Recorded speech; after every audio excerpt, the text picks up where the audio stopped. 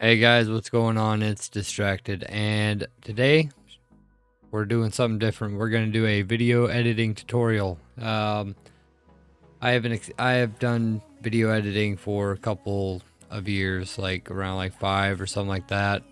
Mostly it was Call of Duty, so this is like a more slow-paced game, so there's other things to prioritize in these kind of, tutorials. And I know that there's a lot of people who want to do make content on this game, whether it be a new series, like, whatever. This could be something to make your videos pop out, make it more enjoyable for people to, watch, stuff like that. So I think, yeah, I think this would be a pretty good series.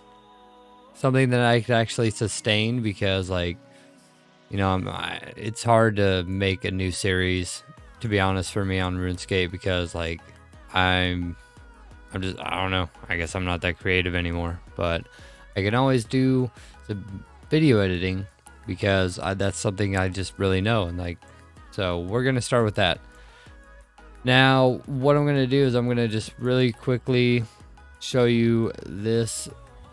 Like, these are the plugins that I use on RuneLite. Animation smoothing, detachable camera, which makes it so you can fly around and stuff. Free camera. Entity hider in case you want to hide like annoying ass NPCs that keep running into your shot. Yeah, it's you little bitch. GPU, which makes the game just look smoother, gives it nice, good edges and stuff like that. Just makes it look better. Also, so you can like see farther and stuff. And yeah, just makes the game look better. Green screen. That's for whatever you want to do. You can do like animations or emotes, green screen it, stuff like that. Put your own background on it. And then minimap. Minimap just takes out the minimap. Pretty nice. I love that. Skybox. Same thing. Just replaces the sky behind you. You can make that green and make that a green screen. And that's going to be another tutorial that I'm going to do. And then stretch mode. Stretch mode is pretty awesome because, yeah, that's more for like regular gameplay, but it can be pretty kind of useful here. It's just up to y'all. To be honest, you probably want it off whenever you're recording things because it gives you more of a full screen effect. You'll be able to get more of the screen with it off. So, but I know a lot of people play with it, so I thought I would just add it in there and like kind of show you the difference. Now, with that being said, with the free detachable camera, my bad, in RuneLite, if you don't play with RuneLite, why aren't you? For one, but they do have a thing called the Oculus Orb. It's the Oculus Orb. You get it from Diego over in Draenor Village. You can buy the Oculus Orb from him for 60 gold coins. So 60 gold coins and you can do all this really cool flying around stuff. Get all the cool cinematics you want. It's got all the instructions like right there. Too easy, right? So this is like the fourth time I've done this because I always make them too long. So we're gonna really just fire through this. The programs I'm going to use is Sony Vegas and OBS Studios. OBS is a free recording software for your computer, so you can get your games, or you could do your just screen in general. That's the best way to kind of think about it. That's what I'm using as well. So as you can see, I pop it up and it pops up just like that. But yeah. Sony Vegas 18 is the one I'm using. Google it, get it, figure out how to get it for free. Educational purposes only. And I also have After Effects, as you guys can't see because I'm going to crop it all out. But I also have After Effects CS6 and stuff like that. But we won't do anything else except for Sony Vegas and OBS. Now let's go ahead and just get into Sony Vegas.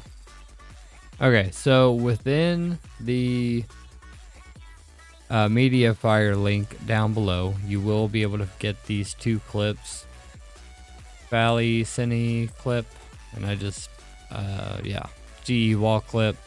Those are going to be the 2 clips that we are using, you know, for this tutorial. So if you just want to go along with me, that's cool. If you have 2 clips that you want to use on your own, then dude, that's dope either way. So all right, first thing we're going to do is we're going to drag these 2 clips into our timeline. And I have my fucking bars on. Whoops. Okay. Yeah, I actually did this whole thing and I'm redoing it because I didn't like it. So that was like 4 hours of my life I'm never gonna get back. Okay. So I don't want to use that one. I'm gonna use this one. All right, I'm gonna have the GE wall clip first and then the Falador cinematic clip next. But here's the thing, I'm actually going to delete these audio layers. So click on it, press U, delete, same thing with the other one, U, delete, and there we go. Now we just have that. Now I'm going to also delete that whole thing, and actually I'm going to keep that because whenever I go edit this episode, I'm going to need that. Okay, so this... You're going to make a new video layer, and then that is going to go right underneath your first clip.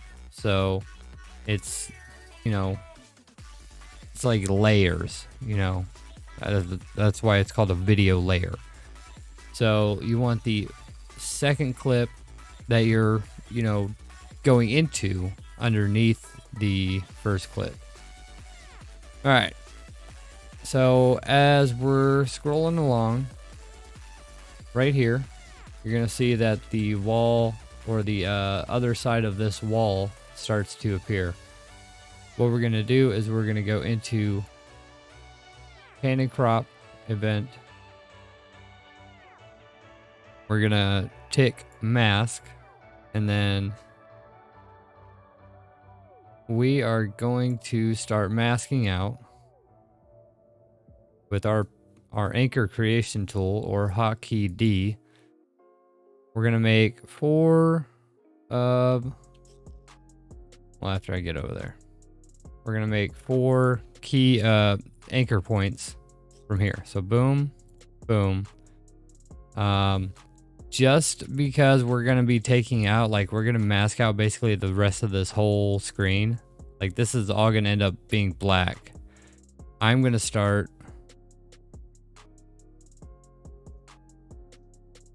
or I'm going to put my third one up here, my fourth down here, and then connect them. All right, so as you can tell, it's going to all go black except for this small corner down here. So what we're going to do is we're going to go to our mask path, and we're going to go to positive to negative on the mode. And then we're going to change the feather type to both. Change the feather type to around 6 to 7, maybe 8. Just depends on what you're doing and how much feathering you want and stuff like that. Like, you can mess around with that. But if you are going to do that, you're going to want to do it later on through the clip so you can see, like, basically the middle of the clip. I've already done this, so I know, like, what I'm wanting to keep my feather at. But if you want to mess around with how well it's going to look, go like a middle of the way through, move your keyframes,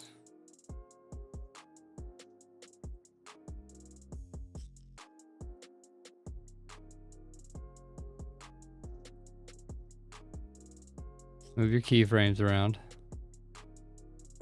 and then add your second clip in there. And then this is gonna kind of give you like a rough look of how well this is gonna be, you know, feathered out. And, you know, you can kind of gauge it off what you want to do. You know, you want a little bit more, you want a little less.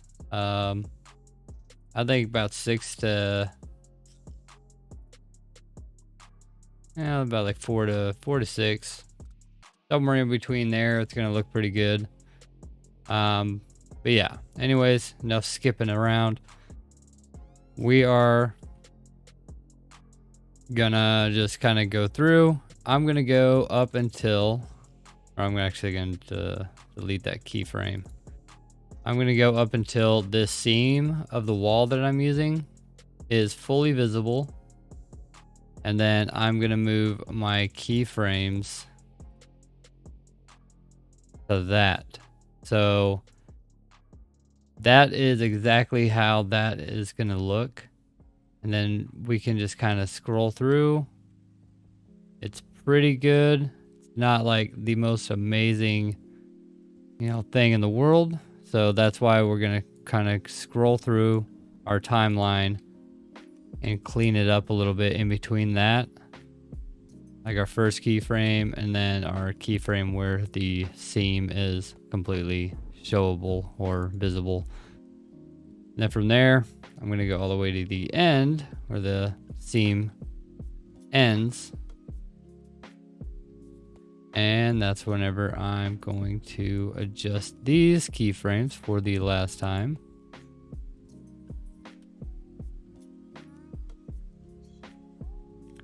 And then from here, we're going to do the same thing. Just start going back.